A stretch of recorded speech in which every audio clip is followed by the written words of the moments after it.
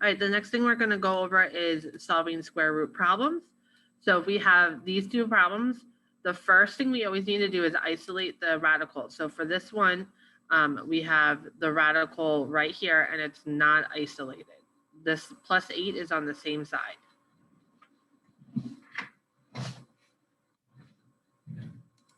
Since it's on the same side, I need to get rid of it. So I need to subtract 8 from both sides. So I get the square root of x equals 2.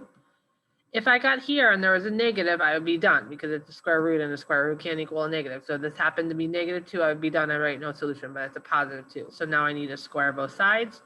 When I square, nothing happens to the radicand. It just comes down here. 2 squared becomes 4. And there's my answer. I should always double check. The square root of 4 plus 8 equals 10. The square root of 4 is 2. 2 plus 8 does equal 10. So that does work.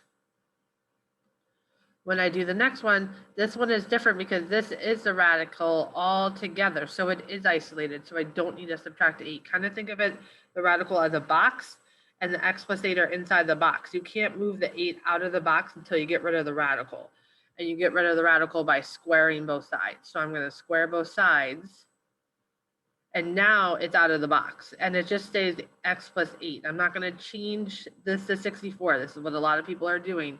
I'm changing this side to 100 because this side is squared. This squared and square root gets canceled out. That's why we don't do anything with it.